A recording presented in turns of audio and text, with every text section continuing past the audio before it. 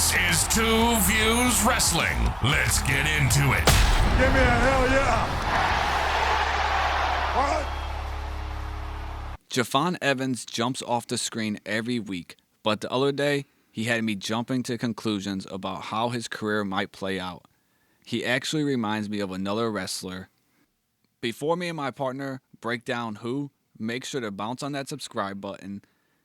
Alright, I'm watching Monday Night Raw, and I was like, oh shit, Javon Evans clearly reminds me of another wrestler. Before I give my pick, I wanted to ask the historian his views. So let's play the game. Who do you remind me of? Who does Javon Evans remind you of? Well, being the quote-unquote historian here, basically I'm an old-timer. I go way back. So being 11, 12 years old, I remember watching WCW, which I jumped to WCW when my man Hulk Hogan went there. And seeing this guy on the screen for the first time blew my mind, and that's Rey Mysterio.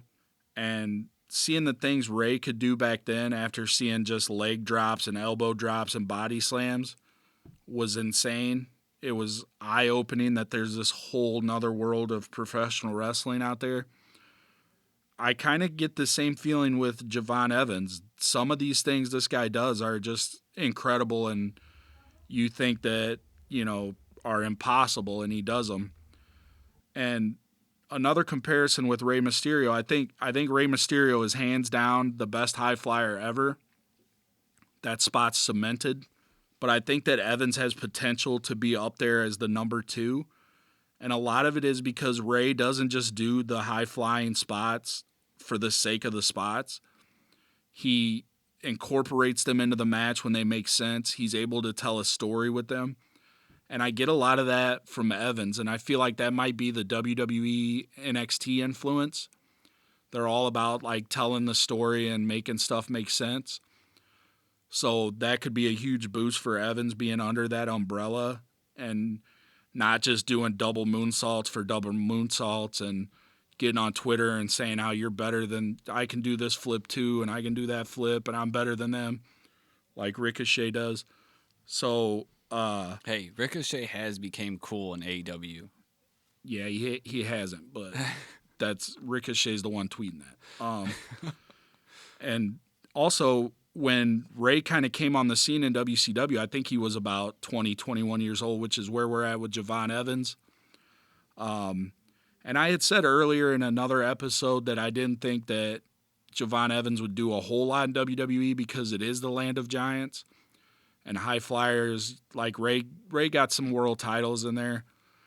But researching this episode and looking it up, Javon Evans is the same height as Randy Orton, which is kind of crazy thinking a guy as tall as Randy Orton's doing some of these things. And really, Evans can pack on some muscle and switch up his style to where he's not taking as many risks. And he does that, and I think this guy's almost untouchable in the future. So I could see maybe not the face of the company, but a huge main event player, multiple world titles, Mania main events. And I just think there's no touching this guy right now. Speaking of untouchable, well, actually, let me backtrack. First, you mentioned Rey Mysterio. I actually was just watching the YouTube WWE Fall of Rey Mysterio's first year. You were correct. He started on WCW when he was 21. And watching that, I was like, oh shit, he does remind me a lot of Javon Evans. Or Javon Evans reminds me a lot of Rey Mysterio. But to me, there's a better comparison. And when you said untouchable, he reminds me of a guy who we all thought was untouchable, who recently just got compared to himself as Shawn Michaels. And that's Austin Theory. Here is my view on why that's the comparison I jumped to. I was watching Monday Night Raw. Javon Evans has a backstage segment with Offset, and then it just all like a premonition. I could see the future. First, him and Theory, it was both evident with both guys. Also, Austin Theory is still young, so maybe he reaches a different level. I'm getting really scared though when I was thinking about this that Austin Theory reminds me of Dolph Ziggler, and I'm like, oh fuck, I hope that's not the career he has. Nobody wants to be Dolph Ziggler. Yeah, I love Dolph Ziggler, but yeah, like sometimes the things you love don't love you back. But with Theory and Evans, it was evident to everyone that they had something special. They stood out from other wrestlers. They both worked with celebrities pretty young. Like I said, Evans just had the segment with Offset. Theory worked with Pat McAfee at WrestleMania. Both worked with big-time veterans, young. Evans worked with Randy Orton on NXT. Obviously, Theory had the Mania match with Cena.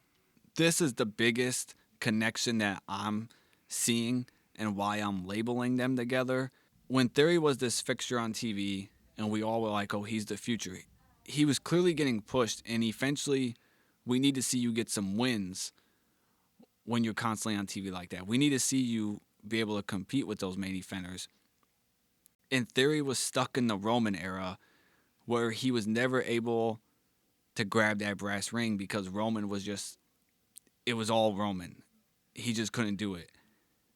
I feel like Javon Evans is going to keep getting TV time. He's going to keep getting pushed, but he's never going to actually break through that main event scene because we're stuck in a Cody Rhodes, CM Punk centric world where I think it's just those two guys as the babyface, and Evans is just kind of like left out because everything will be going to Cody and CM Punk to eat, and Evans won't be able to eat. Yeah, I kind of get what you're saying there, but I think when Austin Theory was coming up and it was Roman's time, I don't think that Austin's in-ring work stood out compared to Roman and Rollins and whoever else was at the top at the time. Where with Javon Evans, he's totally different than Cody and CM Punk are. So he already is going to stand out when you watch a match with him and either one of those guys. So I think that could elevate him. And also I think what is going to be tough for Evans is I don't necessarily think he's in the Cody and Punk era. I think he's going to end up being in the Dominic and Braun Breaker era. And that might be a little bit tougher for him to kind of elevate and get to that main event spot. But I have faith in him that he will, but I don't know if he'll be the face of the company because of Dominic and Braun. A couple names that I think Evans could feud with or should feud with and go over to help maybe propel him and not put him on that track, that Theory, so they don't end up the same, is a guy that I thought would work well is Sheamus. Sheamus would have to turn heel, but you give Evans some nice solid feuds for a while of Sheamus as a heel, and then maybe Ludwig Kaiser. Maybe Bronson Reed eventually breaks off from the Fission and we can get a feud of Reed and Evans.